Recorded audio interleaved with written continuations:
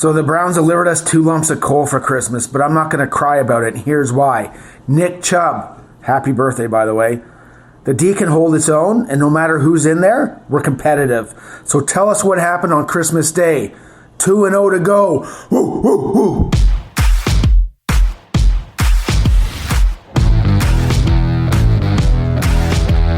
Welcome to the Dogs Podcast with your hosts, Blake Renneker, Zach Kopp, Justin Charles, and Josh All.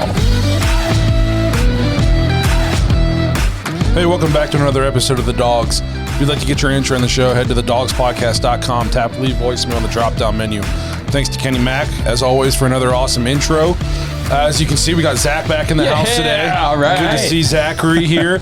Justin, one day we're going to get us all 4 back in again. But at least we were able to get Zach today. Right. Browns, tough defeat on Christmas Day. But as Kenny Mack said, there's still slight glimmer of hope. Before we get into everything, though, remember to check us out on Facebook, Instagram, and Twitter. You can also find us on TikTok. We're on YouTube. If you're watching on YouTube, please like and subscribe. Make sure you tap the notification bell so you never miss a new episode. You can also find us on Apple, Spotify, Google, if you prefer to just listen. Lastly, if you want to be a member of the Dog Pack, our Patreon page, you need some more content, head to joindawgs.com. Become an official Dog Pack member on our Patreon page. The fantasy seasons are wrapping up. I'm happy to say that a dog from each league made it to the championship. So we represented ourselves well in both of those fantasy leagues. And it's good for the people they're playing too, because now win or lose in the championship, those guys are getting they're getting Dogs merch. Congratulations. Right. Yeah, so good for them. And just big shout out to the Patreon in general. They made this football season super fun. It's not over yet. But, about 200 text messages a day, nonstop football, 24/7. If you want to talk football pretty much all the time, join the Patreon page. There's a lot of cool stuff in there. So this season's been up and down, and there's been some brutal moments, but having that community to turn to is really – it's been good for us. Yeah, it's therapeutic at times. Yes. At other times we want to kill each other, but it's pretty much just sports fandom. So check it out, jointhedawgs.com. It's a ton of fun. Become an official Dog Pack member on the Patreon page. So like I mentioned in the open, Browns suffer another tough defeat, 24-22 at the hands of the Packers on Christmas Day. No Christmas miracle for us. It's crazy. The last 2 losses have been by a combined 4 points for the Browns. It's a game of inches. Yeah. Sucks real bad. The only reason, I'm much less depressed after this game than I was last week, though. Basically for the reason of, one, I expected us to lose this game. Yeah. 2, I don't know if I could have been more depressed than I was after last week's loss. And then 3, after last week's loss, I thought the season was essentially over. And we just lost 2 in a row and somehow are still very much alive to win the AFC North. It's very crazy. So I'm still hopeful despite just the constant kick in the nads this season has been. Yep. But let's go ahead and dive into this game. Once again, the defense comes in huge, holds an offense that has been pretty much dominating everybody to 24 points. They didn't do anything in the second half. 3 points in the second half. I think, what'd you have it, Zach? You still got it pulled up? Let me see. Yeah, it was 3 points. So 3 points in the second half. They didn't even hardly run any plays in the second half. No, it was, I tell you what, our defense, it just keeps doing it. We kept playing Devontae Adams single coverage in the red zone in the first half. The first half was not so good. It made no sense. But then it was good to see. It's like they went into halftime and they looked at the film on their surface and they were like, wait, this is stupid. Yeah. Why are we doing it like this? And then they came out in the second half and switched some things up. And we shut them down. It was the only reason we even had a chance in this game was because of the defense. Yeah, they went, so it was 21-12 at halftime, and then they got the ball coming out of the half and went on an 11-play, 76-yard drive to get a field goal, which felt like a win because it was almost like they get a touchdown here. It's definitely over. It's definitely over. So defense stepped up, and then they had 1, 2, 3, 4 more drives the rest of the game, 3 playing out, 5 playing out, and then to end the game. So, defense did their job in the second half. First half, I don't know what we were doing with the Devontae Adams thing. And I think we had count on him at one point, and you could even see it happen. Like, as somebody who's kind of watched fantasy-wise of Devontae Adams, you could almost tell, he's single covered in the slot on a backup or a rookie safety. That's probably who Aaron Rodgers is going to go to. Well, and in the first half, I kept thinking, they kind of do this to everybody except for maybe Jalen Ramsey. Yeah. So I wasn't too perturbed, but I was like, can we make this maybe just a tiny bit tougher on them? Yeah. You know what I mean? Can we make it not so elementary for this guy? And then in the second half, we did. Mm-hmm. Yeah, I mean, all game long, too. Defensively, we shut down the run game. I mean, Aaron Jones is having a pretty good season, and then so is A.J. Dillon. Yep. You know, to hold those guys, I mean, they ended up having a decent average, but only giving up 109 yards, I think, total, because I think Allen Lazard had a 13 or 14-yard carry, something like that. But holding them to those numbers is a win, most weeks. Well, I will say this. It kind of reminds me, so they had 12 carries for Aaron Jones, only 9 carries for A.J. Dillon. And you would think, their fans are probably going, we should have been running the ball. But it's kind of like what happens to the Browns when if you try to run it on first down and you don't get anything, you're probably not going to run it again on second and long. Right. You know what I mean? So then all of a sudden, at the end of the game, you realize my top 2 backs only had 21 carries. 12, if my math is right, 21. And it's kind of like the same thing that happens to the Browns when people are like, Chubb isn't getting near enough carries. Well, you're probably not going to run it on second and 12. Mm-hmm. So defense did another great job. It was nice to have some people back. MJ Stewart can't cover anybody, but man, he plays hard and he tackles. I was going to say, he's definitely not your starter material or anything like that, but I think for stepping up in a tough spot these last few weeks, he's been okay. He's the type of guy that, for me, if you were going up against the Browns and he was on your defense, he'd be a guy that'd be like a playmaker that's against a run-heavy team that's not afraid to step up and make that tackle on a running. Because there was one play, A.J. Dillon's a big dude, and I think he caught a swing pass towards the sideline, and it was for a short game. MJ Stewart knocked him on his rear end.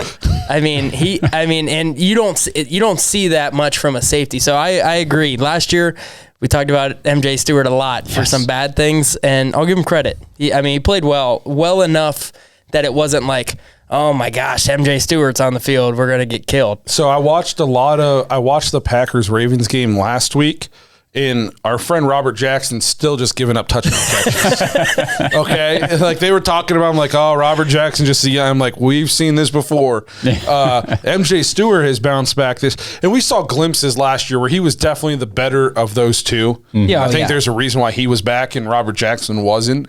But he's made strides this year. He kind of gives me Buster Screen vibes. I don't know if you guys remember. Oh yeah, Buster. So Buster Screen, when he was first in Cleveland, I thought this is the worst defensive back in the history of professional football. Yeah, he ended up having a nice career even after Cleveland. And then I was like, there's no way this guy should be on the team next year. And then they brought him back, and I was like, oh my God. And he was a great defensive back for us, and then we let him go, and he went on to play on some pretty good defenses, and he's still in the league playing. So good for MJ Stewart. It was nice to have Anthony Walker back. 9 total tackles. JOK obviously had another good game. Greedy Williams, I just like Greedy this year. I'm so pumped for him coming back and again played another full game, again still healthy. I just don't think you can say enough about the Browns defense, especially with no Clowney going up against a guy like Aaron Rodgers. Miles was non-existent, played with the groin problem. I'm honestly surprised he played. He had 1 tackle. I don't even know how many plays he played. Do we have that or no? Let me look. He was, I think at one point you texted and said, is Miles even on the field, or has his name even been mentioned? Yeah, that's what I asked you. And it's one of those things, I guess, we talked about this earlier in the season when Baker was a little bit more banged up, and it was, if you're out there, you got to perform. If Miles is out there, I need more than 1 tackle.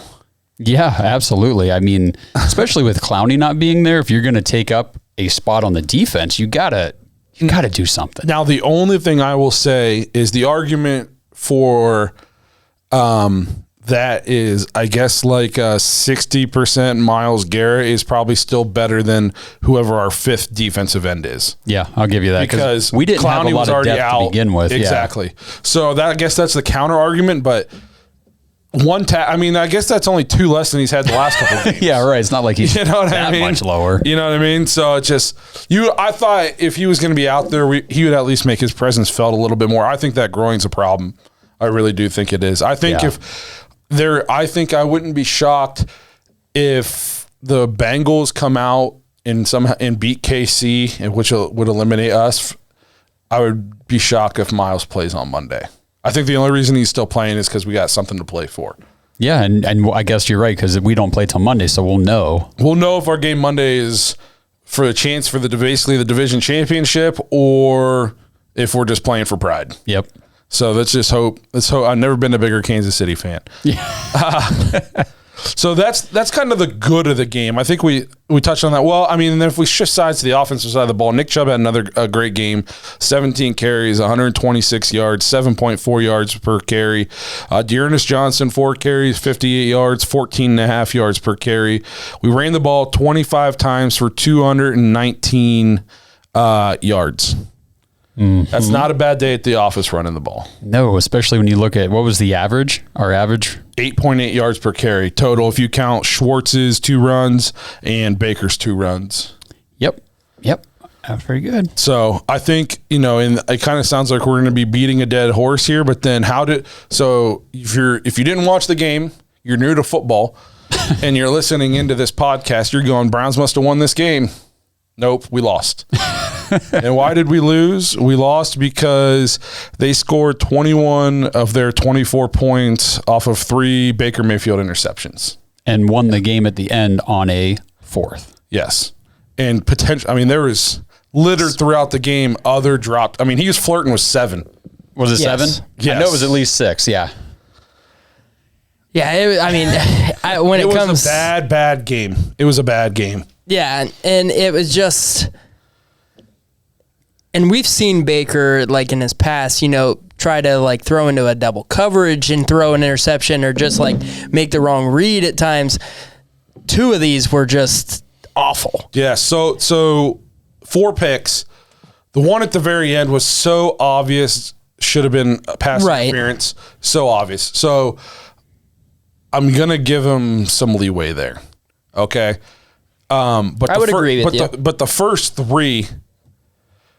I know the first one there should have been defensive holding, but if he could read the defense, he had a guy wide open at 20 yards on a crossing route. And instead he threw it into double coverage, and he might be able to come out and say, well, the guy got held at 50. I'm not buying that 5'10" Baker saw that hold over the line. You know what I mean? I'm not buying that. And it gave me flashbacks of when Odell was here. Like that crossing route that was wide open. It was probably Odell. That used to be Odell. Yeah. And he'd be wide open. Instead, he's watching the ball go over his head into double coverage and getting picked off. So some people are letting him off the hook there. I'm not. Because if the ball goes to the right place, that guy's still running right now. He's still going. He ran from Wisconsin back to Cleveland because there was nobody around him. Nobody. Yeah, so I think the biggest thing that I kind of saw in that play, and just some different replays that I've seen, because everywhere you've seen after this game, the Browns are one of the most talked about teams in the NFL. Oh yeah, because everybody loves either hating on the Browns, or when they're playing good, everybody's like, oh, they're Super Bowl contender. And on that play, you had a couple of different things get broken down. One, you had some people saying, oh, look, there was a penalty here, and one, Baker threw that ball, and if there's a flag thrown. You would, if he would have saw it, because it wasn't like he threw a 20-yard pass and he saw it at 15 yards and he threw it to him quick. It was a bomb 40 yards down the field. He saw it at 10 yards and then waited another 3 seconds to throw it. Yeah. I think personally what happened on that play, if Baker was being truly honest, is the safety who was following one of the crossing routes across the field then broke off and went with the deep guy. I think Baker had no idea that safety jumped that route and got on top of the wide receiver. I think he thought he had one-on-one coverage with DPJ, had the cornerback beat, It was the safety who was over the top that was in perfect position to make the interception. I think Baker just had no idea that guy dropped back and was there. I totally agree. Yeah. Totally 100% agree. And it was like he threw the pick and he was mad, and then somebody was like, "Hey, there should have been holding," and he was like, "Wait, yeah, there was holding." you know what I mean? Right. You saw his reaction, Right. So that was that. I heard some people too, like, because the refs were bad in this game. Wyatt Teller getting called for a false start. I went back and watched that play so many times. I cannot figure out who they called false start on the Browns. Yeah, because it wasn't him. It was not. It was. I could not figure it out. It shouldn't have been on us at all. It should have been offsides on their defensive lineman. Yes, and I know the play was like, I forget what it was. It wasn't like it was going to give us the first down. I think it might have been like a 3rd and 17 or so. Yeah, it was it a long. 4th down? It might have been a 4th down. And It was because we were going to go for it. We were going to go for it. It was like 4th and 22, I think. Yeah. Okay. And they said, because the announcers were like, "Oh, I guess that 5 yards just changed the mind." Right. You're It right. was like 4th and 27. Yeah, so I have no idea. And in my head, there's other quarterbacks in this league that thrive on, they get that offsides and then they blow the play dead. And then I was like, oh, they at least we're going to get 5. No, and then they called it on us. I couldn't believe, especially with like the sky judge now that was like, hey, no, that was offsides clearly on the other team. I went back and I watched on my phone. I kept rewinding it like, well, maybe I'm just not seeing something. And I kept like slowed the playback. There's nobody. And then one thing I've heard some people saying they're mad that Stefanski like doesn't blow up on the officials. Right. And I'm like, the same people who were praising him because he never gets too high or never gets too low last year now want him to berate. That's not who he is. Yeah, if you want can't to love him for one thing, and then the next day want him to be cussing out the officials. Yeah, and I think that there's kind of both sides to that. Me personally, I'd like to see my coach get a little bit fired up, like we've seen Mike Tomlin and like throughout, because we play him, twice a year. Those guys, those type of coaches, they get fired up and they let the official know. Matt Nagy almost got kicked out of a game. Yeah, like when they've made a mistake. And sometimes that works to your benefit, but like Blake said, I just don't think Stefanski is that type of guy. And we applauded him for it last year because the team followed suit, and we kept winning all these close games, and it was like they're taking on the mentality of their coach. They're always just the next play, and now there's people mad that he doesn't berate. Come on, guys, it makes no sense to me. Yeah, and it's not like it's not like this is high school basketball where it's like you get on the official and then you get the foul call the next time down the floor. Right. If anything, they're going to go the opposite way and just swallow the whistle even more. Right. Just another perspective on it too, like, What good's it going to do for Stefanski to get all upset with the refs? Because I imagine somewhere in his mind he thinks the refs shouldn't be affecting the outcome of my game anyway. We should not be in this position. And that's where I was at the whole game. Like, okay, yeah, the refereeing was terrible. It was awful. But it was just like in the Chargers game earlier in the year, when Mike Williams was holding the jersey of and they called it on whoever. us. I forget who the receiver was. I think it was DPJ. Was it DPJ? Yeah. And they called it on us. Yeah. And it was like, well, that just, totally ruined that drive. It's like, well, but that's one play. It shouldn't have mattered. Or we should be able to overcome that. We shouldn't put ourselves in a situation where a bad call here and there derails the game for us. Correct. Right. And that comes down to having to be with Baker. Everything we have to coach perfect, play perfect. That no one was never. If every coach coached perfect, every player did their perfect job on every play, and it was just a picture perfect play every time, the world would explode. Nobody would lose because it would be an immovable object against an immovable force or whatever. And nothing would ever happen in football. That doesn't happen. Correct. So you got to be able to overcome some of that stuff. Your game shouldn't make or break on that. So for the people that want to defend, okay, the last interception, I'll give you, that was a terrible call. He was getting interfered right, with. Because if he doesn't do that, and DPJ at least has got his hands on the ball. And I'm totally with you with what you said about, okay, yeah, there was the holding on the first one, but he still made a bad throw. Yeah. What about the one that hit the guy in the chest and he just dropped it? Right. I mean, and I'm not talking about at the end of the game, like earlier in the second half. Yeah. It was a clean pick. The guy just dropped the ball. Baker gets the benefit of that a lot. And people say, like, our receivers drop passes.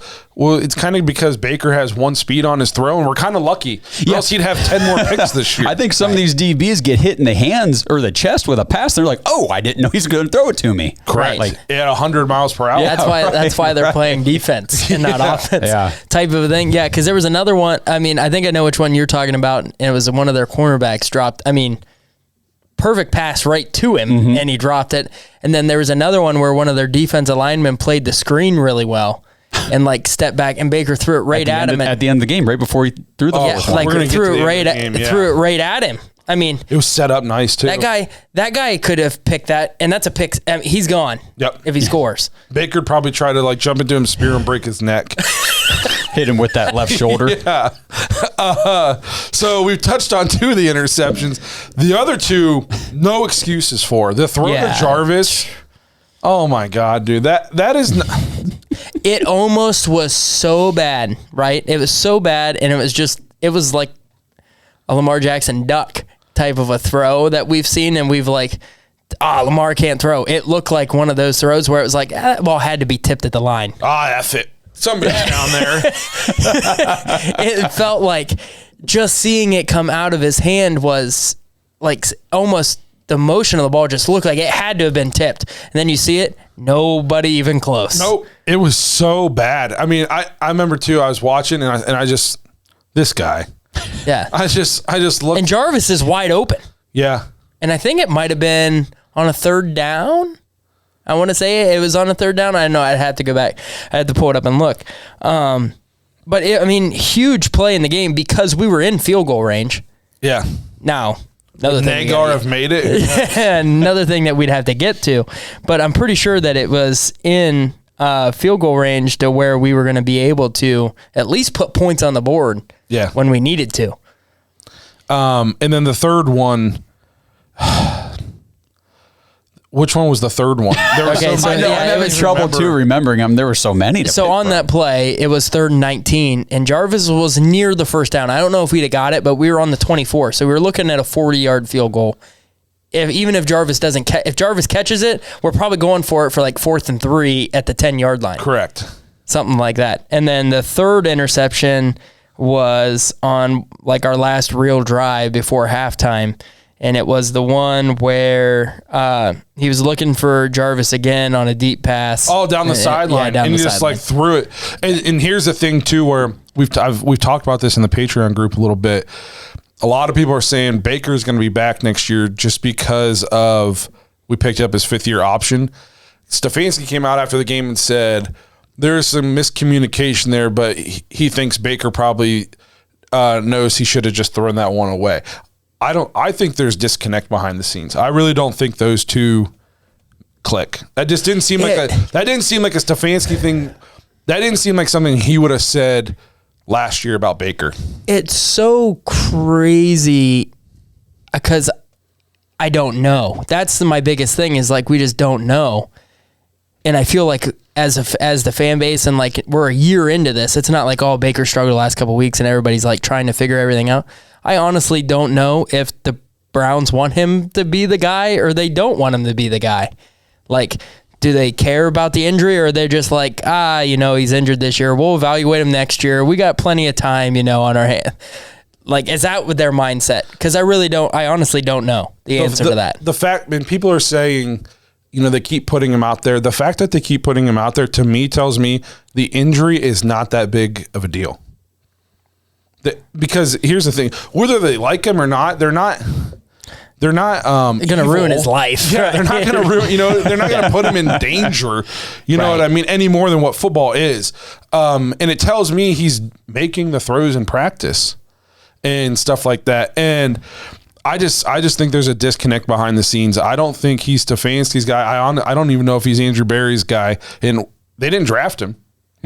So this thought that he's just automatically going to be back because we picked up his option, I think that was like, hey, we picked up your option, go have a good season, we'll talk extension. But it's going to be that interesting thing. So obviously, if we we obviously are bringing Baker back and we're on the hook, for his $18 million. That doesn't mean that we have to. We'd either have to cut him or trade. keep him as a backup and just not start him, and so be it. You're on the roster for the year, or he asks for a trade and we trade him to somebody and get a super late round pick or some practice squad player for him. I think if you're trading Baker, you're getting more in a late round.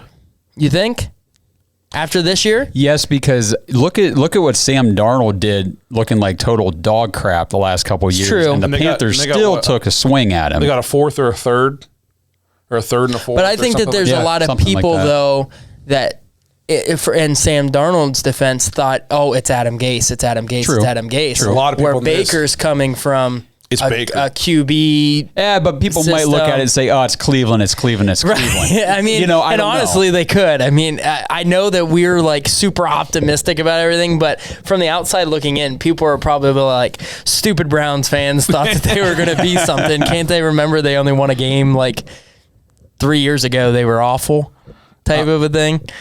But yeah, I think with the Baker, it's one of those things. So I think it was Dan Orlovsky. He's been a Baker guy all year long, and I think even since he came in, like, he's been a Baker defender.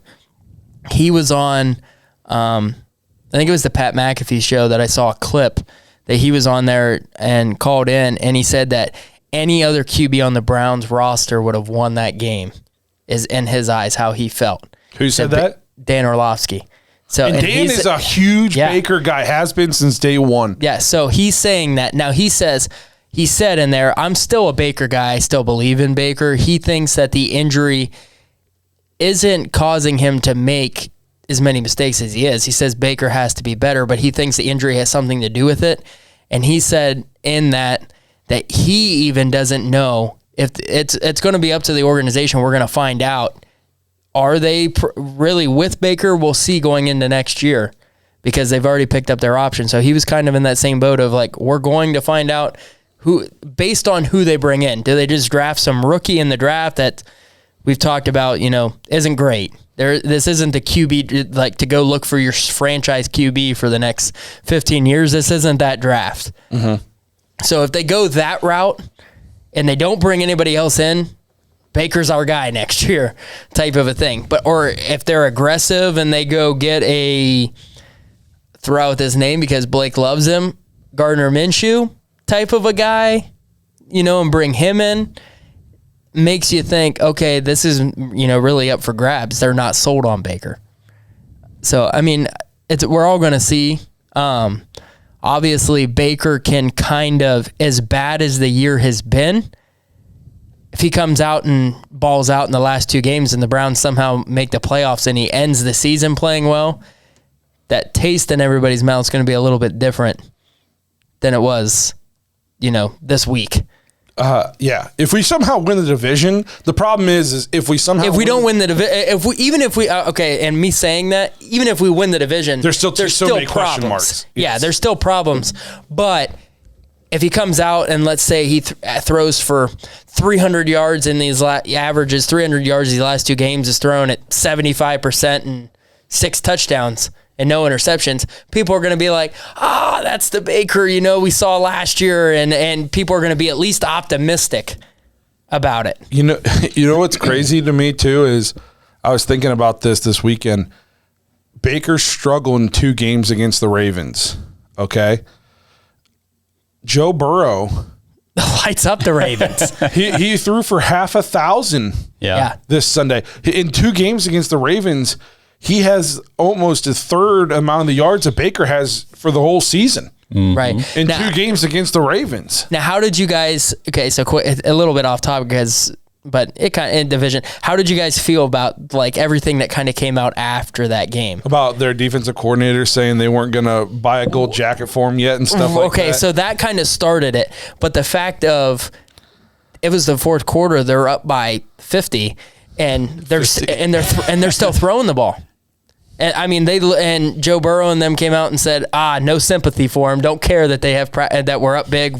We keep playing till the end. They said they did it to us last year. Right. So, and I definitely don't have sympathy because the Ravens were winning a game earlier this year, and instead of taking a knee, they ran a play with Lamar to get their record. Right. So it couldn't have happened to a better franchise. Yeah, I personally liked it because you're in the NFL. This is a professional sport. If you don't want me to throw on you, stop me. I've seen Tom Brady still out there when they're up like 180. Yeah. So, well, but yeah, so I liked it though, and I liked that. Yeah, I saw the Jamar Chase like in the locker room, like not going to double team who, and then he was like going over to T Higgins, like, well, what'd you have today? He's like $179 and 2 TDs. So that was nice. yeah. So, man, one of the teams we got to beat the end of the year. But I know we've had their number.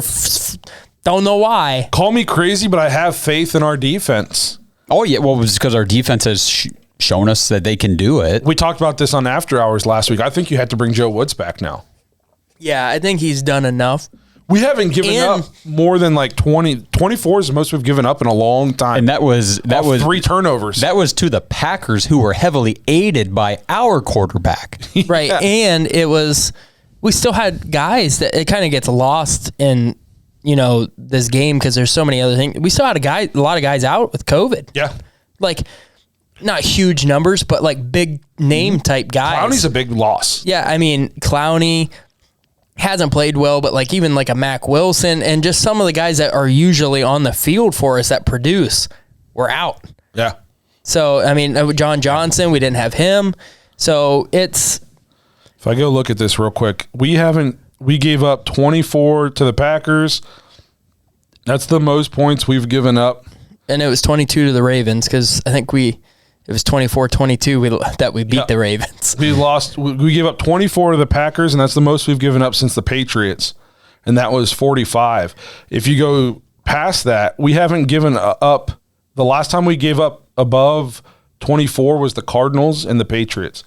So we've only given, Cardinals was early. Yeah, that was early on. It was week like 4 or 5, something like. Yeah. I mean, it was super early. So 1, 2, 3, 4, 5, 6, 7, 8, 9. In our last 10 games, we've only given up 24 or more twice.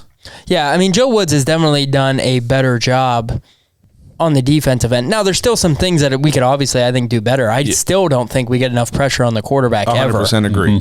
Mm-hmm. I think that and whether that's the talent that we have. Obviously, Miles, but he gets double teamed a lot. I don't know if you listened to the show last week, but we said that Miles has not lived up to what he needs to be doing. Oh, no, I agree. I don't think that he has either. And for people that like kind of said that we were crazy for thinking we'd take TJ Watt over Myles Garrett in a heartbeat, you're crazy for not. I mean, TJ Watt gets triple teamed almost on every single play he gets like the guard and the tackle, and either a tight end or a running back chips him. And he still gets to the quarterback. Still leads the league in sacks, I'm pretty sure. Mm-hmm. We said Miles coming into this game, he has 15 sacks on the season, 5 in one game. Yeah. So that means he has 10 in now his other 14 games. Yeah, I mean, obviously he's still our best guy when it comes to on the line, but you could argue that like somebody like Clowney isn't too far off, and the pay difference is like hundreds of millions of dollars, it seems like. So I agree. I don't think that Garrett has lived up to it. You get your 1 sack per game. That's great. What'd you do the other 50 plays? Right. Yeah. Well, and he has 7 tackles the last 3 games. Yeah. And it is noticeable. We saw it last year, and then it was like, oh, it was COVID, that he was struggling coming back from COVID, where we were like, where's Miles at? And you shouldn't have to think that about your best player. When I watch a Dallas Cowboys game, I'm never like, oh, where's Micah Parsons? Haven't seen him. Right. And he's a rookie. Yeah. Like, haven't seen him in a while. Or where's Joey Bosa at? Haven't heard his name. Where's Aaron Donald? Yeah. Haven't heard his name in a while, since last play.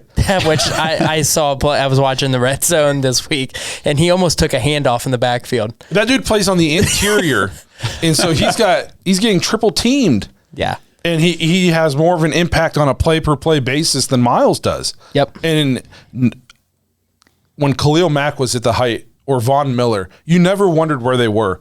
Right. Even if they weren't getting sacks, you felt them every play. It was like, he's this far away from just changing this game. It's about to happen.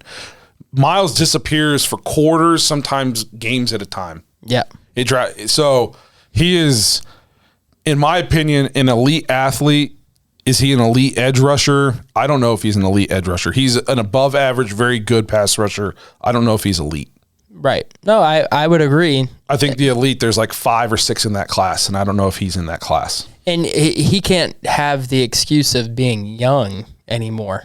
No, he's been doing this. He's on his second contract. Yeah, he can't. Let's go. A big one. Yeah, exactly.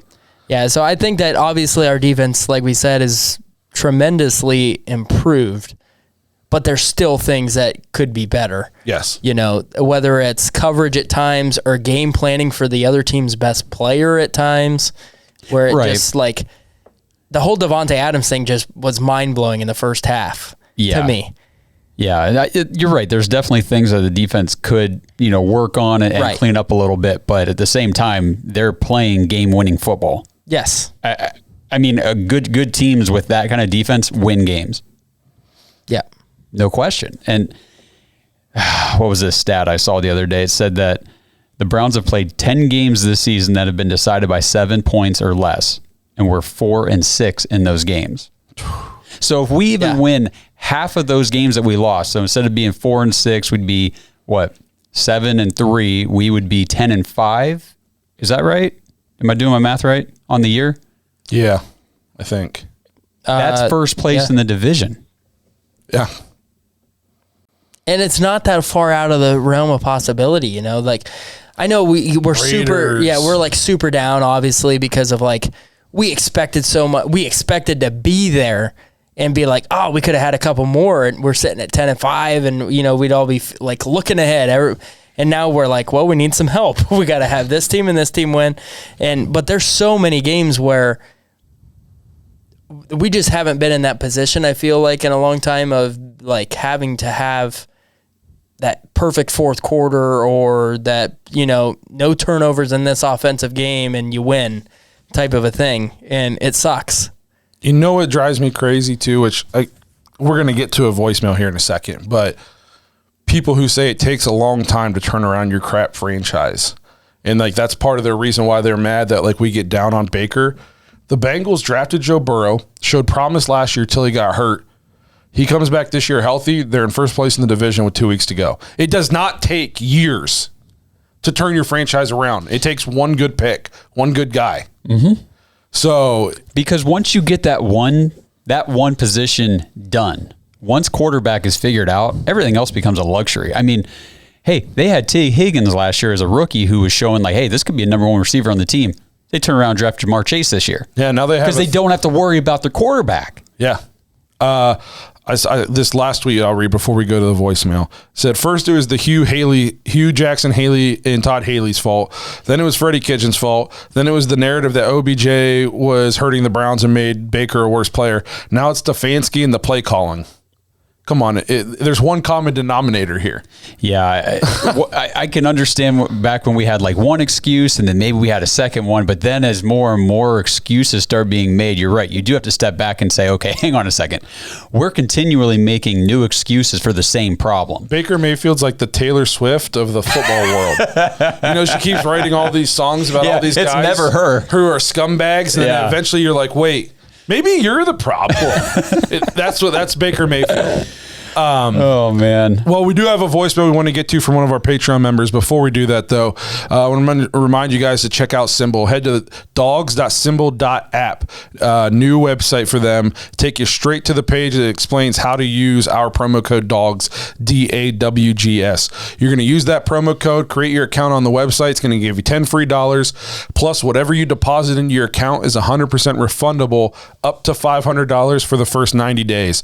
So if you put in $50, $100, $200, you play the stock market, you're not enjoying it, you lose all your money, one thing or another, just reach out to Simbull. They'll send you all your money back. It's 100% risk-free. Jump on there, buy shares of stock in different teams. As their price goes up, you're going to make more money. You want to buy low, sell high. Do your research. It's a fun way to make some money. Basically just paying attention to sports, which you guys all do anyways. Also, every time they win, however many shares you have of that team, you get an instant cash payout. So if you own 100 shares of the Browns, it's 100 cash payouts on that one win.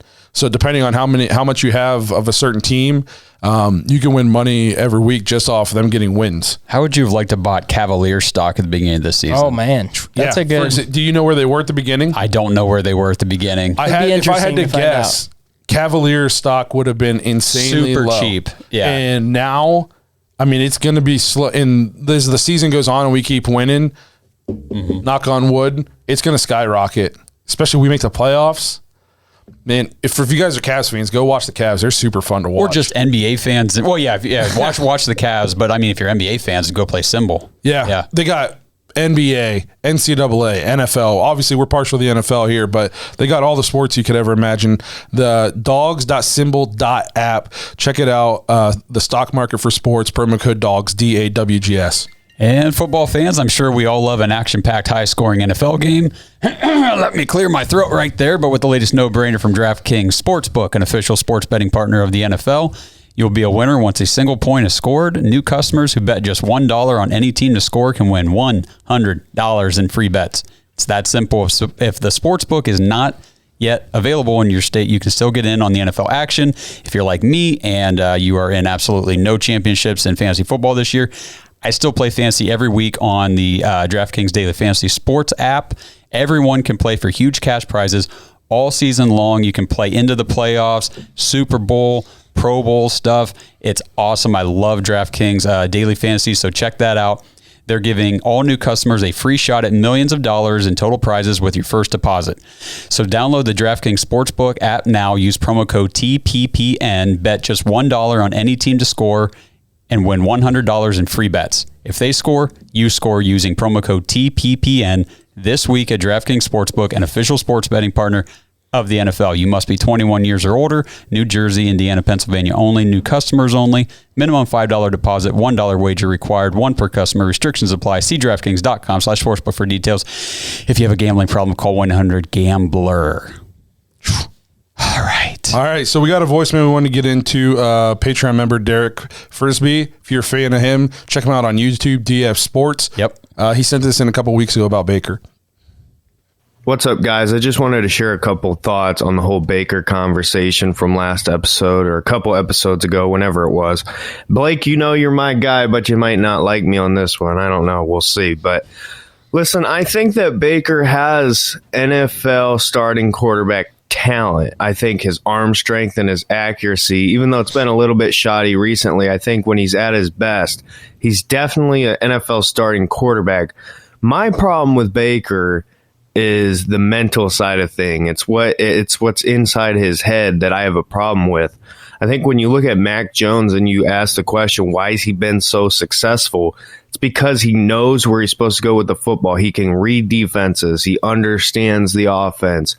I think Baker, maybe it's a product of the multiple coaches, but at this point, normally you would see that getting better with these young quarterbacks. My concern with Baker, it still seems to come back to haunt him. I don't know if it's injuries or what that makes him think different, but my problem with Baker is not his talent, it's his mind. I think mentally he is just not there, and I think that's a big problem. And the Browns, in my opinion, must go out and get a good backup. I don't think Case Keenum is a good backup. I think you got to look at a Mitch Trubisky, Marcus Mariota, somebody like that, maybe a Taylor Heineke. You got to challenge Baker.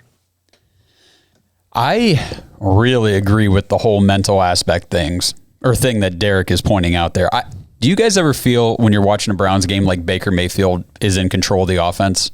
No, I feel like I was saying these things a long time ago, and you were crapped on.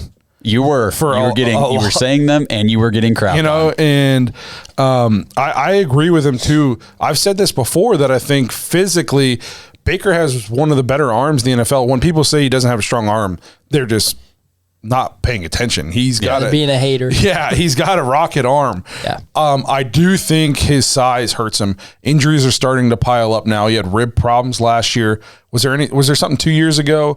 He had that thumb issue, right? Yeah, and then this year getting banged up. Small guys who get hit, they tend to break easier. And I think he has a really hard time seeing passing lanes. What made Drew Brees so good is he became like a master of standing on his tippy toes and somehow seeing passing lanes. You kind of noticed it with him, and I see it a lot with Russell Wilson, who's also very short. They create windows in the pocket. They kind of know where to get. Yeah, the pocket presence of those guys is elite. Yes. And that's why they go down. Those two are, I mean, Russell Wilson, I know he struggled, but he's going to go down as one of the better quarterbacks, especially for that height of all time. Yes. Not just, this decade, of all time. And same thing with Drew Brees. And I agree that those two were a better pocket passer, and they just have, like you said, Josh, that presence in the pocket that where we like Baker, we're like, you got to roll him out so he can see, what's open. You got to always, bootlegs and play action so he can drop 10 yards deep into the backfield to be able to see who's open. I was just thinking, they were talking about Nick Chubb and his stance in the backfield when he, before they run a play, and it almost looks like he's standing straight up, and he basically is. Do you guys hear them talking about that? Yep. He just puts his hands on his thighs and just stands there. Most guys kind of like bend their knees, kind of get in position. He said he likes to stand straight up because he can see over the offensive line and see the defense before the play starts. Mm-hmm. So he's even navigating the pocket to fit him. Right. When you guys are talking about pocket presence, I think Baker, he has almost none. Yeah, you ever watch? He creates pressure a lot he'll like roll right into somebody or run right into somebody. His presence is, he panics, and this goes to what Derek was saying. I keep wanting to call him DF. This goes to what Derek was saying is he panics mentally. I think that's his biggest weakness. If he was better mentally, could he maybe adjust to some of this stuff? Probably. But a rocket arm, ask Jamarcus Russell what a rocket arm gets you. You know what I mean? It doesn't really get you much. And I think mentally, first overall. And you heard things from his rookie year where people were saying he's a one read quarterback. And we know, and we kind of said, no, he's not. And now you're still hearing those things 3-4 years later. There's been almost no progression. He's actually gotten worse. Yeah, it's definitely been a roller coaster ride, right? So, like, rookie year, we were like, okay, threw a lot of interceptions, but you were like, man, it's there. If we can just eliminate the turnovers, like, you can see that, like, Baker could be the guy. Right, he had the fire, the passion, the drive. Like, he was making throws, but then again, we hadn't really had anybody to watch to make throws. Right, and then then next year we had the Freddie Kitchens thing. So we kind of gave him a pass, right? Because we were like, that offense was terrible. Okay, then we got last year, played super well, especially down the stretch. And, I mean, we talked about it early on in that season last year of, like, I think we've always called it, like, his happy feet. Or, like, he was always, panicking, like you said, in the pocket. And then towards the end of the year, it was like, all right, whatever they've done, they've kind of fixed it for that 9-game stretch or whatever it was in the second half of the year. Now, this year, it's kind of reverting back to those same things that we kind of questioned at the start of last year, and nothing's trended forward. So now, is it injury related where he's afraid of, like, I can't get hit because if I get hit one more time, I'm done? He still scrambles and runs, though. Right. Mm-hmm. I don't know if that's one of those things. The biggest thing that Baker, so, like, I've obviously followed Baker since he was at Oklahoma, and he's always been, like, that underdog, and we talk about, like, all that chip on the shoulder, and that's, like, kind of where he's always thrived, right? Because he was, like, counted out. He was a walk-on in college, and then he ended up becoming a college star. Then he's a number 1 draft pick, and then went to the Browns, and they're, like, they're not a good team, and he's been this underdog, like, this whole time. And then last year, coming into this year, I think everybody was like, oh, Baker, he's kind of like a top 10 quarterback in the NFL. Can you imagine, like, a guy like Baker, how big his head was, and ego-wise, like, coming into this year thinking, like, I'm one of the guys. I'm the guys. This is, like, all it is up from here. And then you come out, and the NFL doesn't work that way for a lot of people. We've seen this in the past where a couple quarterbacks will have, like, a really good year, and then it's like, oh, well, they figured out that you can't do the exact same stuff the year before. It only works for the all-time greats. Tom Brady's and Drew Brees and those, like, generational quarterbacks can do the same things year in year. That's how good they are. But a lot of times you got to reconfigure and do some different things. Well, when a team figures out that all you can do is like roll out, they're going to take away the rollout. Right. Yeah, that's my biggest thing is in our offense, and whether that's Baker or Stefanski, I'm not blaming Stefanski for this, of just got to adapt. Like, defenses are always going to take away what you do best. So you're going to have to get better at what you're not good at. And he's not. Right. So we haven't seen that this year. That'll bring me to the last thing I want to talk about in this episode. We didn't touch on it yet. Where do you then put the blame for the final drive in this game? Because a lot of people are talking about Stefanski. And I just can't wrap my head around the fact that there's people who actually think Stefanski's the problem. I cannot wrap my head around that. People want to talk about how are you going to throw Baker away as the first quarterback to win, yada, yada, yada. How are you going to throw Stefanski away? He's the first coach in my life who's ever been competent. So break it down what people are complaining about at the end of the game. They're saying we should have just kept running the ball every play of the last drive. So remind me, because I don't remember exactly, how much time was on the clock when we had the ball? I don't know. I don't remember exactly. Because let me just preface this and say I never said that Stefanski was the problem in any of this, but it did kind of strike me as odd. Just like last week, looking back against the Raiders, we ran the ball when we needed a first down when we couldn't run the ball all night. This week, we threw the ball when we needed to move the ball when we couldn't throw the ball all night. We were running it. Chubb had over 7 yards a carry. Yeah, so we had the ball there in the fourth quarter at the 50-yard line, 1 minute left, all three timeouts. And we went 1st and 10 past Njoku. Should have been caught. Now you say it was should have been caught. Should have been a complete pass. And it was only a minute left, right? There was a minute left. Okay, I thought it was longer. That play took 6 seconds off the clock. Incomplete pass. 2nd and 10. Looking for Dearness Johnson on the screen. Found the D lineman right in the chest. Threw right to D lineman. Incomplete pass. And then obviously we know what happened on 3rd and 10. You threw a pick. So here's my thing. You're not gonna just run the ball and chew clock so Chris Nagar can kick a 50-yard field goal. 1, he had already missed one. 2, he's your practice squad kicker who doesn't have any game action except for the other field goal he missed earlier in this game. I think the plan is he calls that play for Njoku on first down. If he catches that, or he didn't drop it, if Baker can just make a standard, basic NFL throw and hits Njoku anywhere that he can catch it, it is Brown's ball at like the 20-yard line or something like that. Now, I still think you're trying to score, but now you can get more conservative in your play calling as far as, well, we'll run the ball, and if we don't break it for a touchdown, now this is at least a chip shot field goal. And you should be able to rely, it doesn't matter if he's a practice squad guy, if he's your kicker, I mean, come on, a kicker's a kicker. You should be able to make your chip shot field goals. Yes. Like you're saying. And but then he misses that one completely. So now it's 2nd and 10. So he's like, we can either run the ball, but if I don't get anything here, it's 3rd and 10 now. So I'm going to call essentially a run play. It's an extension of the run game is the screenplay. And it's set up perfectly. Oh, perfectly. I mean, you're getting a first down if he completes that. And he throws it right to the Packers defensive lineman. Almost pick 6. Literally throws it right to him. You're definitely not running it on 3rd and 10. Right. If he runs it on 3rd and 10 and we don't get it, could you imagine the storm that would be coming down?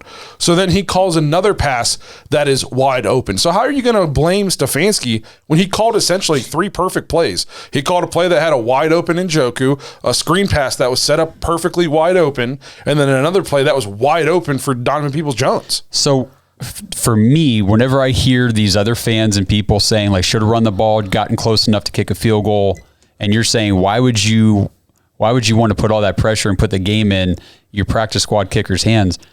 What does that say that the fans are saying, just run the ball and get close enough? We trust our practice squad kicker more than we trust our first round quarterback. Those fans are the same ones who are going to yell at me for dissing on Baker. I know.